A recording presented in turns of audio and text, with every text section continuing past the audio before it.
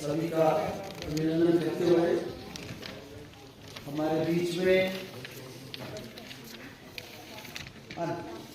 जो प्रस्ताव हमारे बीच में नेता सदन भाई प्रवेश जी, स्टैंडिंग कमेटी के चेयरमैन भाई सतपाल जी, पूर्व महापौर भाई विपिन जी, नेता विपक्ष के रूप में हमारे बीच में भाई मनोज त्यागी जी, और पहले हमारे साथी थे, अब दिल्ली विधानसभा में विधायक हैं भाई अब्दुल रहमान जी, स्टैंडिंग कमेटी की मेंबर भी हैं हमारी गीता रावती, विपक्ष के और विपक्ष के सभी पक्ष विपक्ष के सभी साथियों का,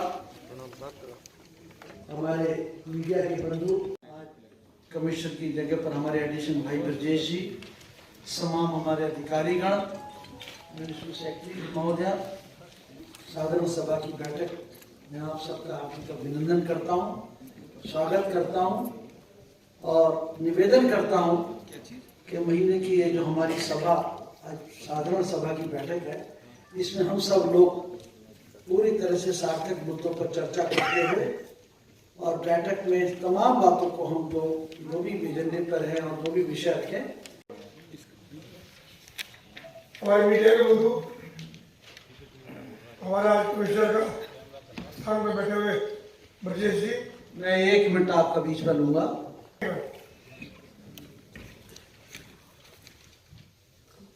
ये बात सबको सर्वविदित है कि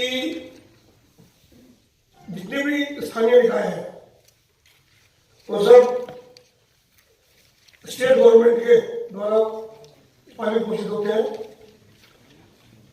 क्योंकि पूर्वी दिल्ली नगर निगम एक स्थानीय निकाय है और दिल्ली सरकार द्वारा स्थानीय निकायों को पोषण हेतु अनुदान देना होता है।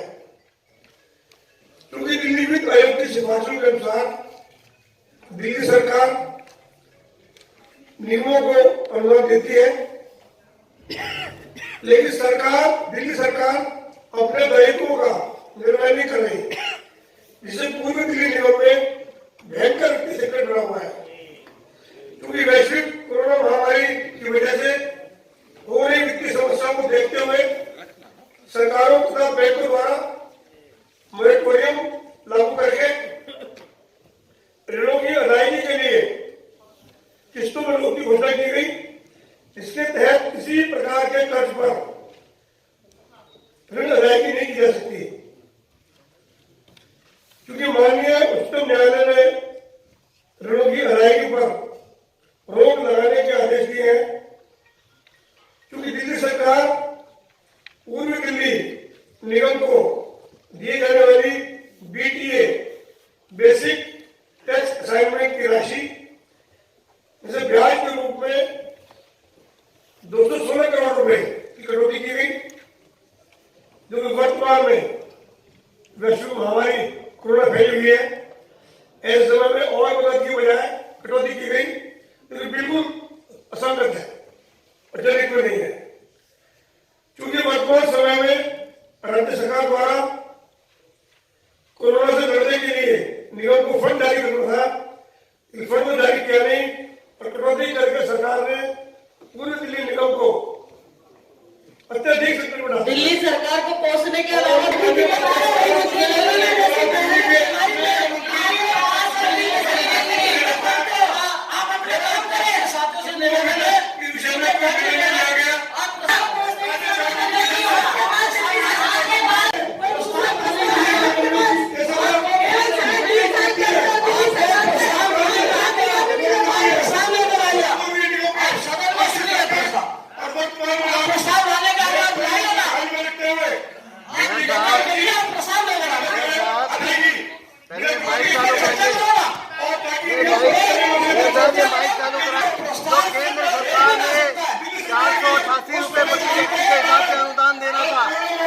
अभी तक नहीं दिया।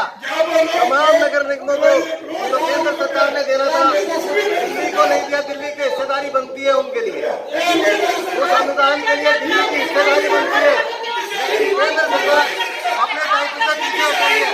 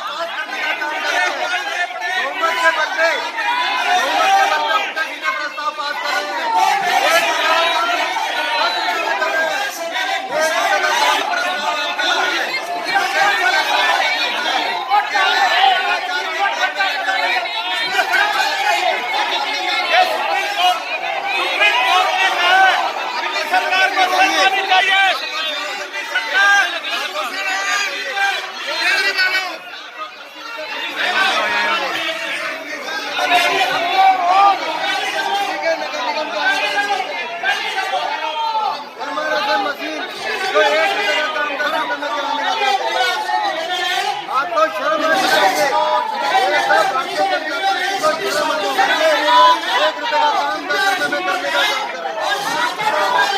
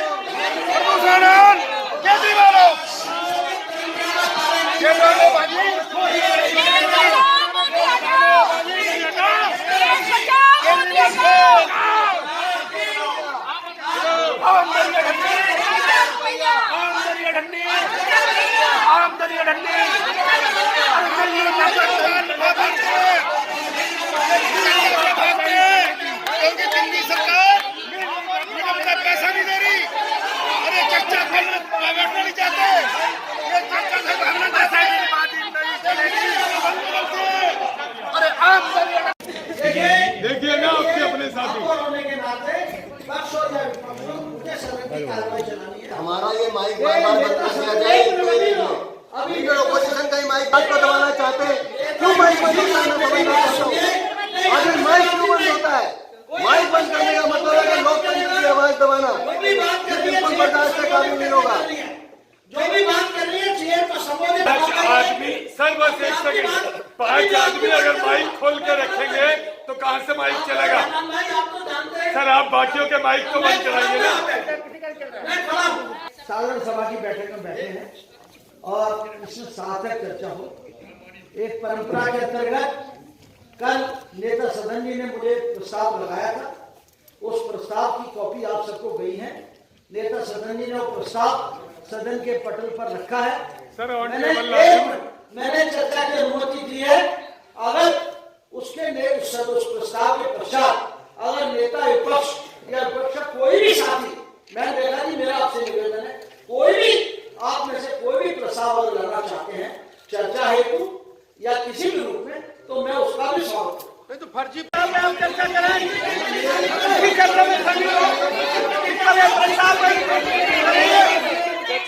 जो प्रस्ताव रखा है प्रस्ताव पर चर्चा करें।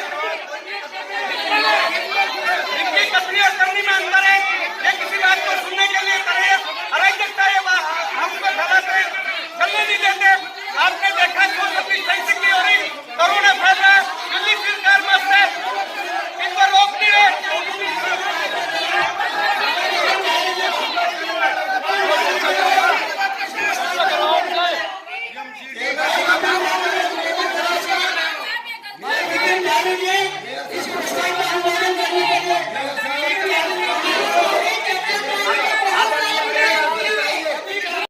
संवैधानिक तरीके से यहाँ प्रस्ताव लगाया है, उसी प्रस्ताव पर चर्चा होनी चाहिए।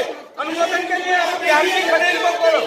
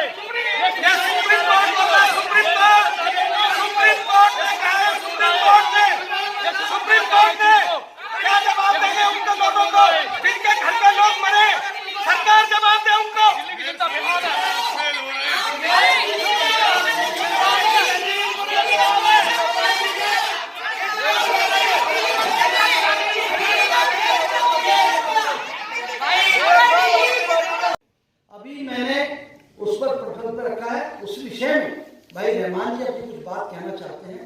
मेरा ये निवेदन है, भाई रहमान जी जो बात कहें वो सुने, और आप में से कोई अगर इस पर कोई बात रखना चाहते हैं, क्योंकि भाई रहमान जी एक मिनट आप बैठे।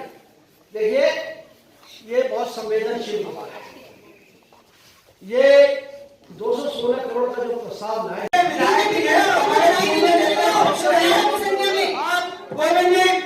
मैं किसी का नाम ना लेना पड़े। मैं एक तो ये आपने अभी हमें बताया कि 48 घंटे पहले कोई भी प्रस्ताव आता है तो तमाम मेंबरों को पहुंचा दिया जाता है, लेकिन ये तो ऑन द टेबल आया है। ये किसके पास पहुंचा है? किसी के पास नहीं पहुंचा। तो आपकी जानकारी के लिए ये मैं बता रहा हूं। दूसरी एक चीज मैं आपको जानकारी में लाना चाहता हूं। भारत की सरकार हिंदुस्तान में जितने भी निगम हैं उन तमाम निगमों की जो आबादी होती है, जो वहां की जनसंख्या होती है, 488 रुपए प्रति व्यक्ति के हिसाब से भारत की सरकार उन तमाम निगमों को पे करती है। दिल्ली में 3 नगर निगम हैं, ईस्ट दिल्ली, नॉर्थ दिल्ली और साउथ दिल्ली। दिल्ली की आबादी लगभग 2 करोड़ रुपया है। तो 2 करोड़ लोगों की है, सॉरी सर, 2 करोड़ लोगों की। सर ये सब कुछ हम भी करना जानते हैं, लेकिन हम सर 1100 करोड़ रुपया प्रति वर्ष सेंट्रल को देना चाहिए था। पिछले सन 2000 से अब तक कोई पैसा सेंट्रल गवर्नमेंट ने दिल्ली को नहीं दिया। बात करें हम सिर्फ इन 10 सालों की, तो सेंट्रल में आपकी सरकार है, भारतीय जनता पार्टी की सरकार है, निगमों में भी तीनों में भारतीय जनता पार्टी की सरकार है। मेरा अनुरोध है आपसे कि जो 11,000 करोड़ रुपया भारत की सरकार पर नगर निगमों के लिए बन रहा है वो दिलवाइए ना। उस पैसे को भारत की सरकार से लाइए ताकि निगमों के काम हो सके आगे, लोगों की समय पर तनख्वाहें दी जा सके। और जहां तक बात तनख्वाहों की है, तो तनख्वाह जितने रुपए की निगमों की बनती है उससे कहीं ज्यादा पैसा आपके पास अर्निंग है। तो मैं समझता हूं कि तनख्वाहें देने के बजाय जो फिजूल खर्चियों में पैसा, जैसे कि मैं आज भी बताऊंगा, आपने प्रस्ताव इसमें दे रखा है, आपने इसके अंदर दे रखा है, मैं बताऊंगा सदन के सामने कि किस तरह पैसे को निगम के बर्बाद किया जा रहा है, किस तरह पैसे को लुटाया जा रहा है निगम के, ताकि तनख्वाह देने के लिए पैसा ही ना निगम के पास रहे। तो मैं समझता हूं माननीय मेयर साहब, जो भारत की सरकार पर हमारा बकाया बनता है 488 रुपए प्रति व्यक्ति के हिसाब से, आप भारत की सरकार से दिलाइए। उसके बाद आप कोई भी बात अपनी पार्टी से, अपनी सरकार से दिलाने के बाद सदन में रखिए, हम भी आपके साथ खड़े हैं। धन्यवाद। अभी जो प्रस्ताव भाई परवेज जी ने रखा है, मैं उसका अनुमोदन करता हूं। हमारे बीच भाई रहमान जी हैं, वरिष्ठ नेता हैं आम आदमी पार्टी के, और दिल्ली विधानसभा के सदस्य भी हैं, वेल एजुकेटेड है, जानते हैं। शायद आप भूल रहे हैं, ये बिल्कुल सत्य है इनका कहना कि केंद्र की सरकार निगमों को पैसा दे रही है, लेकिन शायद रहमान जी भूल गए हैं कि जो दिल्ली है वो एक केंद्र शासित प्रदेश है, और केंद्र सरकार किसी भी केंद्र शासित प्रदेश को, वहां की म्युनिसिपल कमेटी को एक भी पैसा सीधे नहीं देती। ये राज्यों को दिया जाता है जो राज्यों में है, लेकिन किसी भी केंद्र शासित प्रदेश में किसी भी नगर निगम को इस तरह का शायद पैसा नहीं दिया जाता।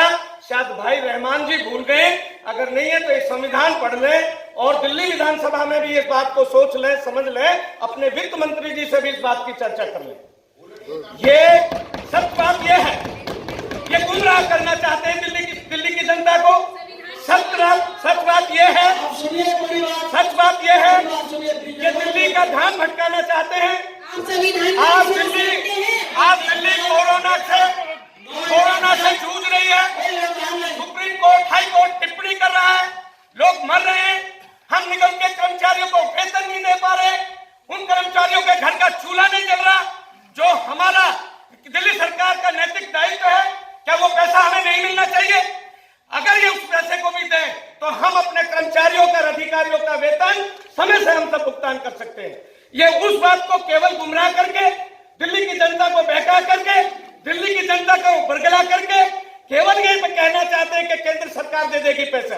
किसी भी केंद्र सरकार, किसी भी केंद्र शासित राज्य की निगम को कोई पैसा आवंटित नहीं करती। ये ध्यान देख ले। मनोज तिवारी गए या मुख्यमंत्री गए, मेहमान जी बोले थे, बहन जी मैं नहीं बोला, एक बार मेहमान जी लीडर हैं, वो जानते हैं इन बातों को। आज दिल्ली में पिछले एक महीने से रोज 70 से लेकर 150 तक लोग मर रहे हैं, उस पर ध्यान नहीं है। उनका अस्पतालों के अंदर इंतजाम नहीं है, उनके लोगों को बेड नहीं मिले, डॉक्टर है नहीं। हमारे गृह मंत्री खड़े होकर के दिल्ली को चलाने की कोशिश कर रहे हैं। दिल्ली के लोग, ये लोग अराजकतावादी ताकते हैं, ये दिल्ली को बहकाने चाह रहे हैं, ये दिल्ली को जागरूक नहीं होने देना चाहते। दिल्ली का 13,000 करोड़ रुपया आर्थिक बकाया है, उसका पैसा नहीं दे रहे। और कौन से संविधान में लिखा है आपातकाल की स्थिति के अंदर आप किसी के लोन की राशि को रोकेंगे? हमारा 216 करोड़ रुपया जो लोन के रूप में इन्होंने काटा है, क्या वो आज की स्थिति में कटना चाहिए? आज दिल्ली में कोरोना की इमरजेंसी लगी हुई है, लोग परेशान हैं, और हमारे लोग, हमारे कर्मचारी कोरोना योद्धा बन करके उभर कर आए। उन्होंने एक एक घर में जाकर के काम किया। मैं उनको इस सदन में सलूट करता हूँ। और 216 करोड़ रुपया रहमान जी आप जाकर के हाउस में बोले कि निगम का 216 करोड़ रुपया दिया जाना चाहिए, ताकि मेरे कर्मचारी, मेरे अधिकारी, मेरे डॉक्टर, पैरामेडिकल के घर का चूल्हा जले, उससे बच्चों की फीस जमा हो, उसको पैसा खरीद सके। बहुत बहुत धन्यवाद।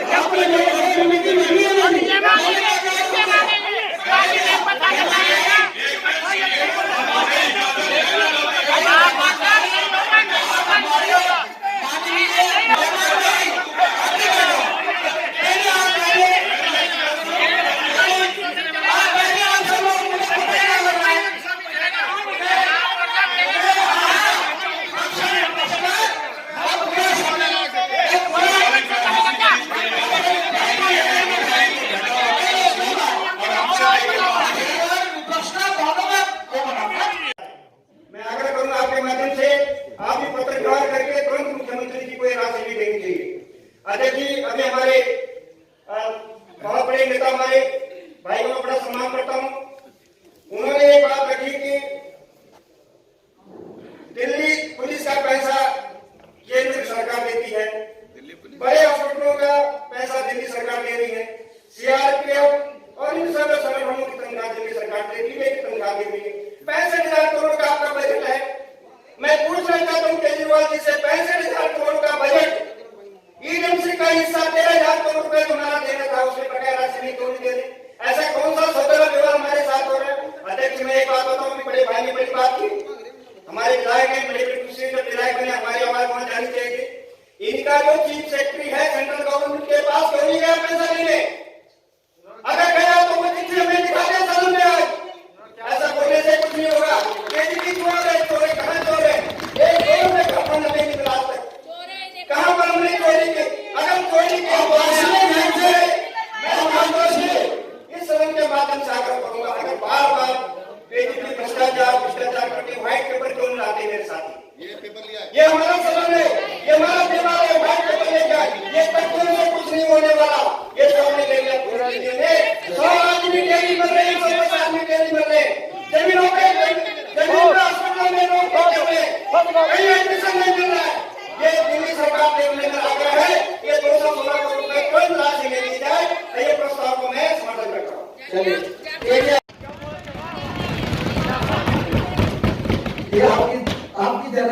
सकती है बस।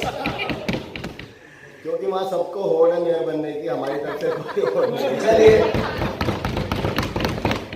बहुत ही आदर के योग्य हमारे तमाम पार्षद साथी और बहुत ही आदर के योग्य मेरे बड़े भाई, अब से पहले तो मैं ये कहना चाहता हूँ कि अगर वित्तीय किसी भी मामले पे आप चर्चा रखना चाहते हैं तो मैं आपको खुला चैलेंज कर रहा हूँ, तमाम भारतीय जनता पार्टी के जितने पार्षद, जितने नेता यहाँ बैठे हैं, कि सब लोग आ जाएं और एक दिन निश्चित कर लें कि आज निगम का जितना बकाया फंड है दिल्ली सरकार पे है, दिल्ली सरकार का आपके ऊपर ज्यादा आ गया है, वो एक दिन पर्चे लेकर बैठ जाओ, रोज रोज हाउस को डिस्टर्ब करने के लिए ये मुद्दा ना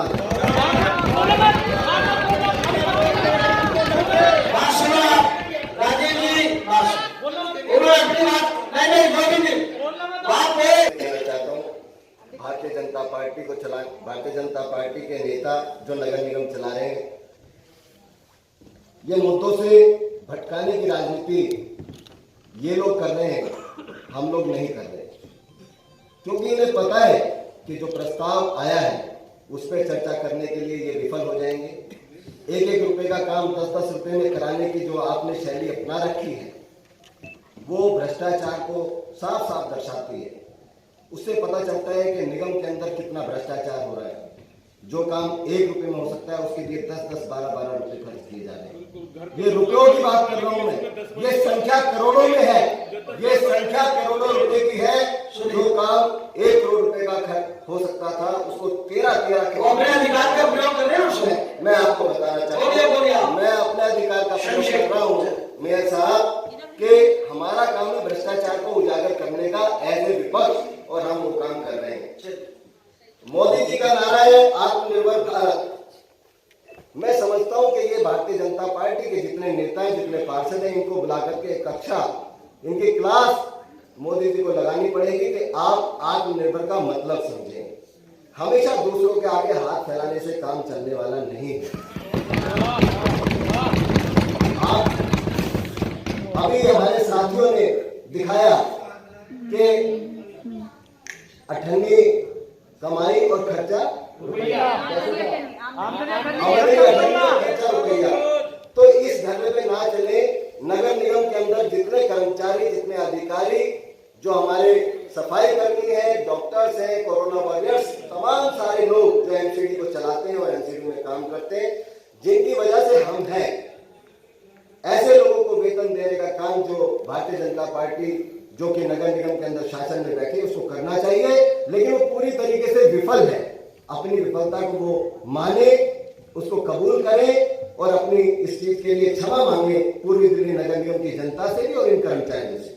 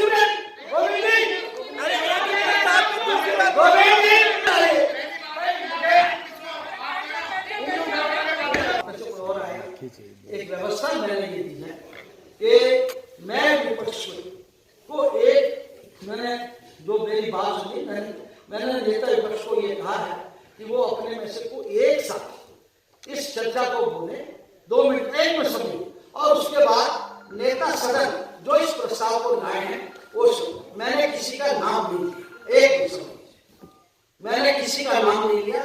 और वो नेता विपक्ष जैसे नेता सदन में चर्चा को पटाख से करना है, हो सकता है कोई ये कहें भाई मैं नहीं बोल रहा, भाई सतपाल जी बोले, कोई और बोले, वो उनका प्रेरोगेटिव है।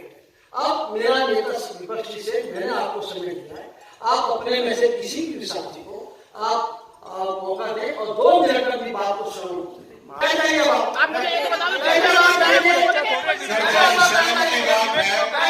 मेयर पर ही भरोसा नहीं इनको।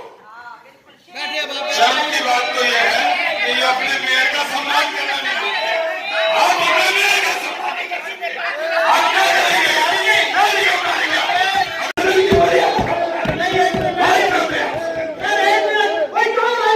काम नहीं करेंगे, क्या करेंगे आप लोग? आप क्या करें?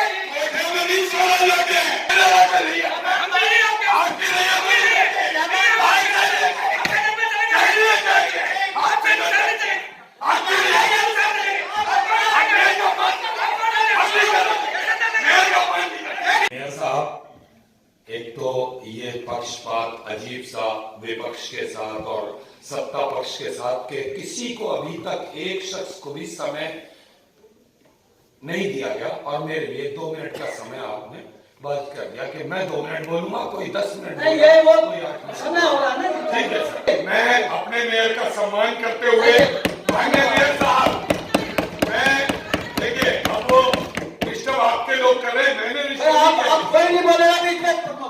अभी एक माननीय सदस्य जो मुझे अपने पड़ोस के वार्ड का बता रहे थे, उन्होंने कहा और बड़े सहज भाव से बड़े सीना ठोक के उन्होंने एक बात कही कि किसी भी केंद्र शासित प्रदेश को केंद्र पैसा नहीं देता। शायद उनकी जानकारी में यह भी नहीं होगा कि केंद्र शासित प्रदेश कितने हैं। वो बोलना, बस बोलना, मैं आपकी जानकारी दुरुस्त करा दूं महाशय, केंद्र शासित 7 प्रदेश हैं, जिनमें 7 अभी, जिनमें अंडमान निकोबार, दिल्ली, पांडिचेरी, चंडीगढ़, दादर नगर हवेली, दमन में दीव और लक्षद्वीप। जम्मू कश्मीर लद्दाख में। हाँ अभी सुनिए, ठीक है, हाँ कोई बात नहीं, ठीक कर रहे हैं, वो ठीक कर रहे हैं। जम्मू कश्मीर लद्दाख में चलिए, कोई भी दिल्ली छोड़कर एक प्रदेश ऐसा कागज पर लाइए जिसके निगम को केंद्र 468 रुपया प्रति व्यक्ति के हिसाब से नहीं देता। चलिए 68 है, 468 रुपए प्रति व्यक्ति जो केंद्र शासित प्रदेश है, उनमें से एक का आप निकाल के लाइए, हम मान लेंगे।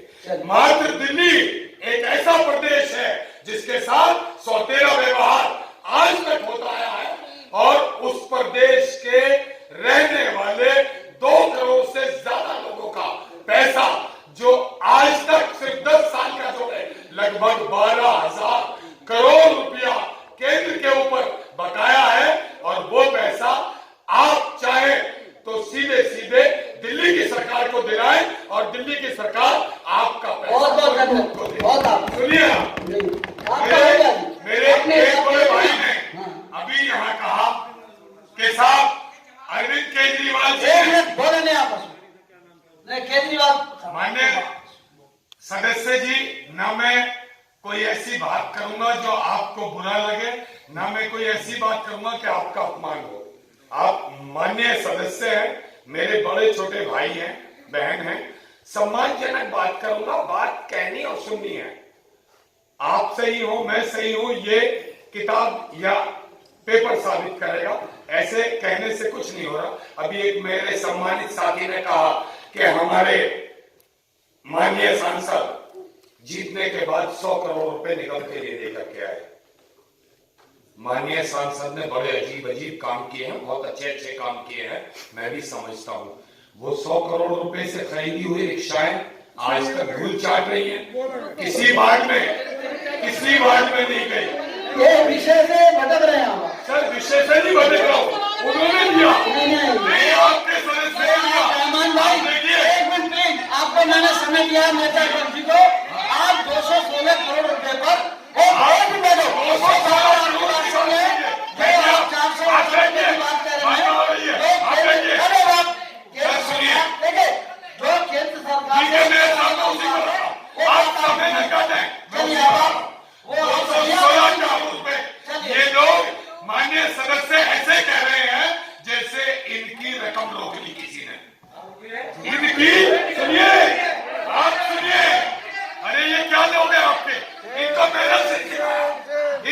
मैनर्स नहीं सिखाया आपने।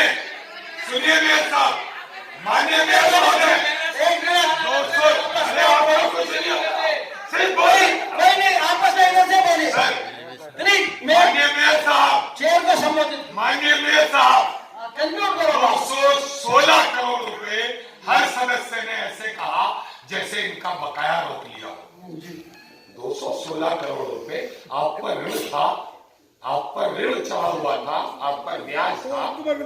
सर सुनिए, चलिए बोल, आप सुन रहे हो, अभी जवाब देंगे ना नेता सदन दे दीजिएगा, आपको मौका मिलेगा।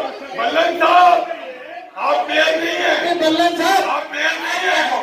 नेता सदन सर आप बोल ही नहीं रहे, आप अपने सदस्यों से बुलवा लीजिए। आपको नहीं बोलेंगे, कोई नहीं बोलेगा, आप अपनी बात कंक्लूड करो। नहीं बोलेंगे। अब आप एक मिनट, अब आप कोई नहीं, आप अपनी बात कंक्लूड करो। रमन भाई कंक्लूड करो आप। कोई तरीका हो, धन्यवाद। डॉक्टरों की, नर्सों की, कर्मचारियों की तनख्वाह की जा सके। नेता सदन में जाऊंगा, वो बोले या उनकी तरफ से कोई भी उन्हीं प्रदेश के अंदर उन्हीं की सरकार है और उन्हीं के निगम है। दिक्कत क्या है? दिक्कत ध्यान नहीं है कि यहाँ पर केंद्र में बीजेपी, दिल्ली में आप पार्टी, निगम में बीजेपी बैठी है। जी दिक्कत क्या है? और नहीं भाई पूरी नेता पार्टी आप प्लीज बात करें, इस विषय को एक सभी का जवाब करें कि जी इन्होंने बड़ा हल्के में ले दिया जी कि कोरोना के टाइम में आप लोग विषय रख दिए 216 करोड़ का। पर एक 216 करोड़ का भी तो मतलब कोरोना से ही है। इसकी लड़ाई कैसे लड़ी जाएगी कोरोना की? आज दिल्ली सरकार के पास डीडीए उसके पास नहीं, कोई फंड नहीं देना पड़ता, कोई नई हाउसिंग दिल्ली गवर्नमेंट को नहीं बनानी, कोई नया Delhi police, Delhi health, AIIMS, Safdarjung उनके पास नहीं, सफाई हमारे पास, एचडी के पास, हॉर्टिकल्चर हमारे पास, एनडीएमसी सेंट्रल के पास, न्यू दिल्ली म्युनिसिपल कॉर्पोरेशन।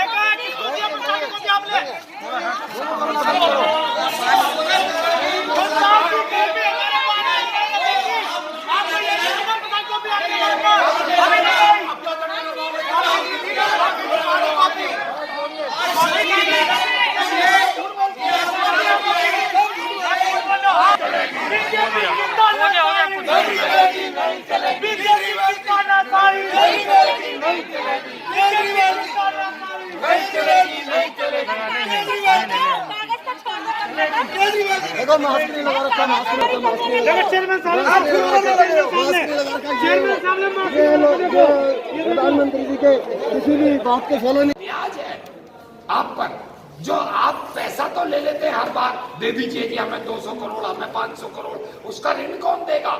अगर हम केंद्र सरकार से लेंगे तो हमें ऋण देना पड़ता है, कोई भी सरकार कहीं से भी लेती है उसका ऋण देना पड़ता है, तो उसका ऋण कौन देगा? आप हर बार माफी माफी माफी पर ही चलते रहोगे तो अपने भ्रष्टाचार को कम कीजिए और निगम के बारे में सोचिए। और अगर आपसे बिल्कुल नहीं चल रहा है तो आप इसी वक्त निगम को छोड़ दीजिए।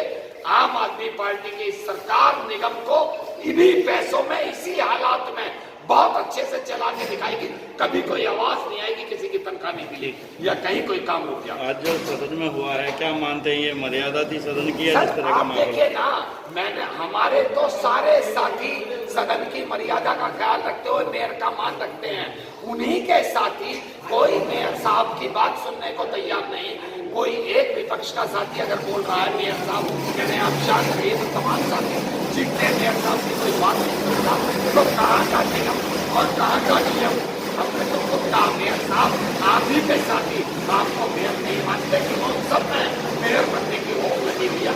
वो अपने मेयर को फेल करना चाहते हैं, अपने मेयर का अपमान करके उसे फेल करना चाहते हैं। खुद उन्हीं के साथी हमारे नहीं, हम मुद्दों की बात करते हैं, वो बहस बेकार की करते हैं, तो इससे निगम चलने वाला नहीं है।